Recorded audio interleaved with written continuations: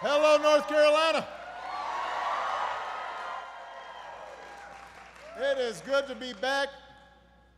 I love coming to Asheville. Love coming to Asheville. Michelle and I always talk about how, you know, if after this whole presidency thing, you know, we're looking for a little spot to, you know, come on down, play a little golf, do a little hiking, fishing, you barbecue. There are two things that keep bringing me back here. Number one is I really like the people, and number two is 12 Bones, which I will be stopping on the way back to the airport. Now, I want to start off by thanking Stratton for the wonderful introduction, and what made it wonderful was not only did he do a great job, but it was really brief.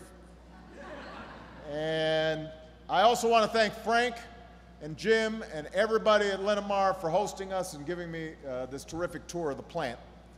I want to point out two elected officials who are with us here today. First of all, your mayor, Terry Bellamy. Where's Mayor Bellamy?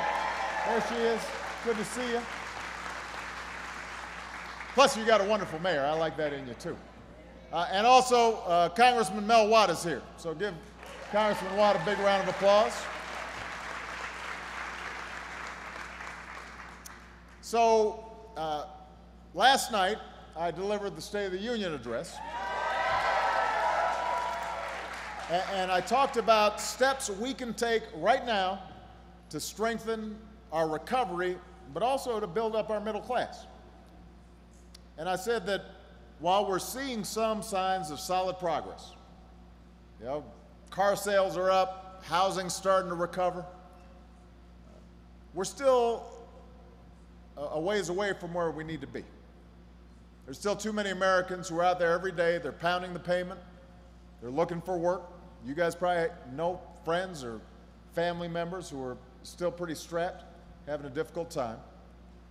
And while it's true that corporate profits have skyrocketed to an all-time high, it's also true that for more than a decade now, wages and incomes haven't gone up at all, just about.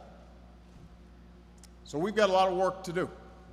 And our job, and this is a job for everybody, it's not a Democratic thing or a Republican thing. Our job as Americans is to restore that basic bargain that says, if you work hard, if you're willing to meet your responsibilities, you can get ahead. You can get ahead. Doesn't matter what you look like, doesn't matter where you come from. That's what we should be focused on. How do we make sure the people who are willing to work hard can make a decent living and look after their family? Because the true engine of America's economic growth has always been our middle class. Now, there are a lot of countries that have folks at the top who are doing real well and a bunch of folks at the bottom, but part of what set America apart was ordinary folks, if they worked hard, they could do well. Our middle class, when it's growing, when it's thriving, when there are ladders of opportunity for people to do a little bit better each year and then make sure that their kids are doing even better than them, that's the American dream. That's what we got to fight for. That has to be the North Star that guides everything we do.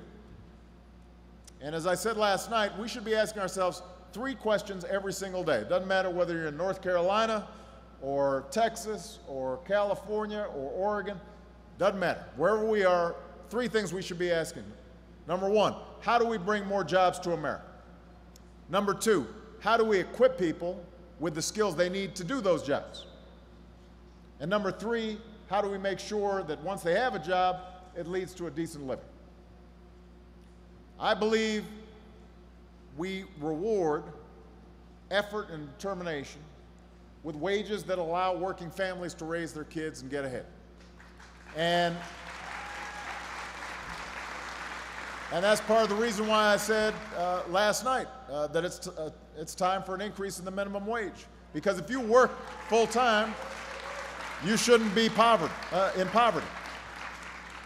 I also believe we provide our people skills and training by investing in education, and that has to start early. It has to start early. So I talked about making sure the kids are getting early childhood education, making sure that our high schools are preparing our children for a high-tech economy, and making sure that colleges are affordable and accessible to every single American.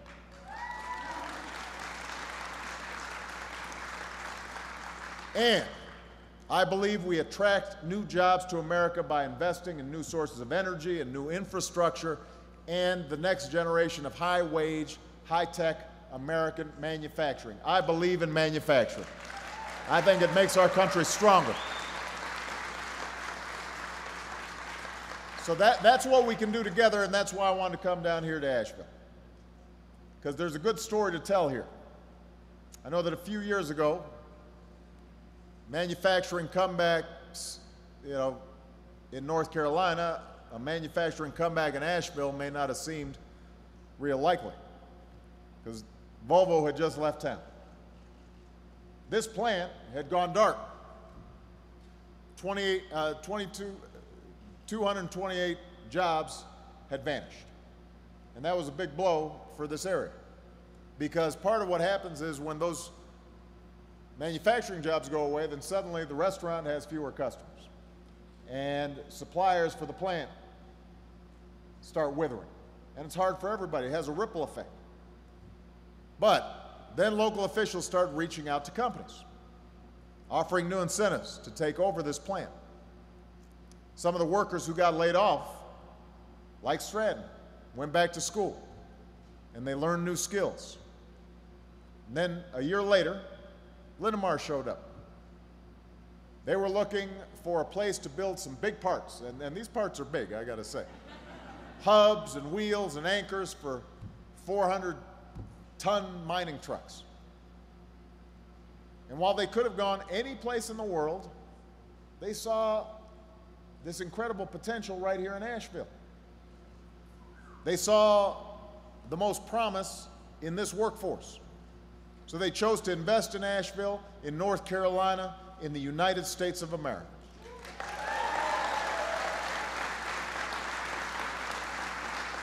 So, to date, Linamar has hired 160 workers. It'll be 200 by the end of the year, and it's just going to keep on going after that. So, folks at Linamar said they came to Asheville to grow their business. They came here to stay and put down some roots. And the good news is what's happening here is happening all around the country. Because just as it's becoming more and more expensive to do business in places like China, America's getting more competitive and more productive. Now, after shedding jobs for more than 10 years, our manufacturers have now added about 500,000 jobs over the past 3 years.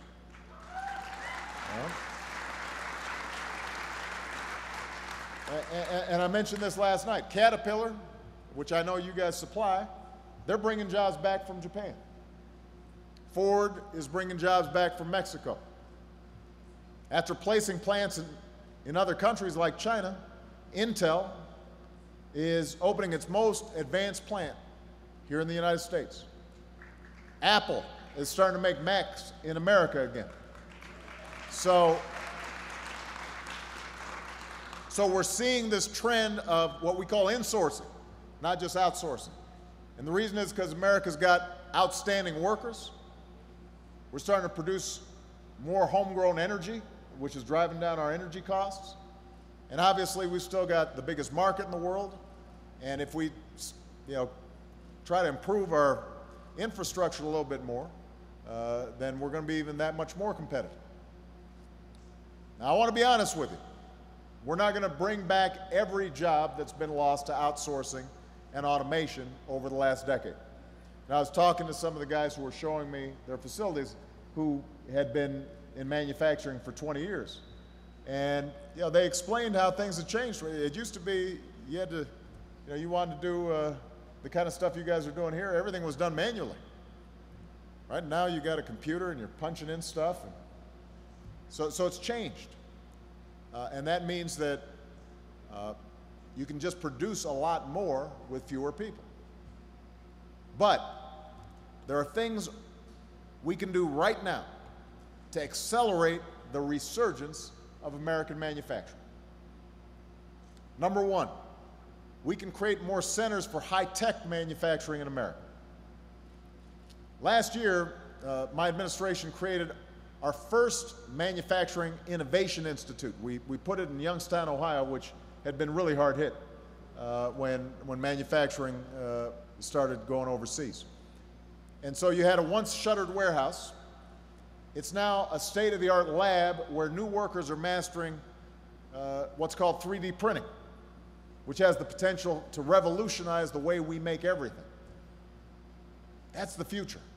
And there's no reason that those same kinds of projects can't take root in other cities and towns. So last night I announced the launch of 3 more institutes, and I'm calling on Congress to help us set up 15 institutes, global centers of high-tech jobs and advanced manufacturing around the country.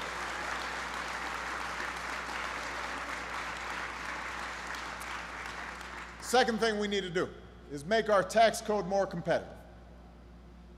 Right now, companies get all kinds of tax breaks for moving jobs and profits overseas,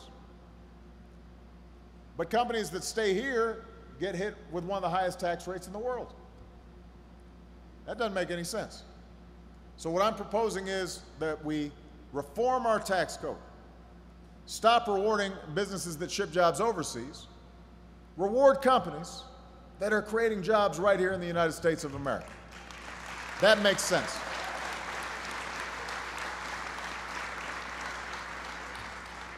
Number 3, if you're a manufacturing town, especially one that's taken a hit, that's seen a company close up shop or a plant shut down, I want to partner with local leaders to help you attract new investment. Because once that investment starts coming in, things can start turning around. And that means infrastructure gets modernized and research facilities get built. And suddenly a community that was knocked down is getting back up. And they're attracting new manufacturers who want to come and expand and hire. So I want us to focus on, if a place like when Asheville lost the Volvo plant, we got to come in here real quick and help them figure out, all right, what is it that we need to attract a new employer? Number 4, we've got to help our workers get the training to compete for the industries of tomorrow.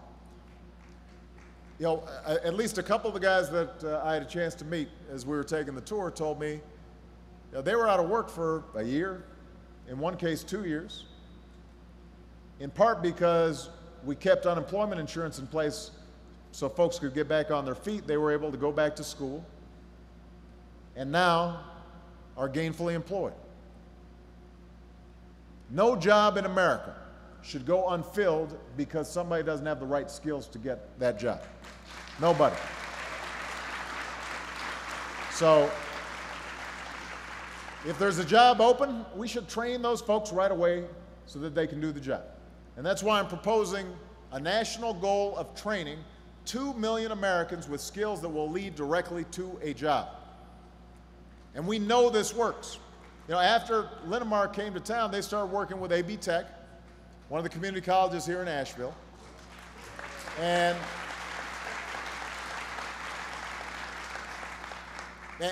AB Tech and Linamar worked together to do something that is really smart. Rather than have kids just not, or in some cases not kids, you know, older workers, show up and they're taking a bunch of classes, but they don't know how this is directly going to lead to a job. What you do is you customize the class to train people so they can come and work at the plant, and they're getting experience that's directly applicable to what's being done here at the job. That's good for the community. It's good for Linamar because they're getting workers who they know can do the job. It's good for the folks who are going to the community college because they know if they work hard and they do well in the class, there's a job waiting for them. It's good for the economy as a whole. So those are 4 common sense steps that we can take right now to strengthen manufacturing in America. Now, there's no magic bullet here. It's just some common sense stuff. People still have to work hard. Companies like Linamar still have to make good products, but the point is that if we can just do a few things, then over time what happens is we start rebuilding our manufacturing base in a way that strengthens our economy as a whole. Now, I'm doing what I can just through administrative action, but I need Congress to help. I need Congress to do their part. I need Congress to do their part. I need Congress to take up these initiatives because we've come too far and we've worked too hard to turn back now. You think about all that this city and all of you have been through over the last few years. Think about folks like Jeff Brower. Now, Jeff was in the trucking industry for over a decade. 2 years ago, he got laid off. Lost his job as a diesel mechanic. That's a tough thing to go through, even though Jeff's a pretty tough guy. But he bounced back. He decided it was time for him to change careers. He decided it was time to get some new skills. He went to AB Tech, took a class in automated machining. A few months ago, Jeff got his diploma. He graduated on a Wednesday, interviewed at this plant on Thursday. By Friday, he was working as a machine operator. Where's Jeff? Where's Jeff? There he is, right here.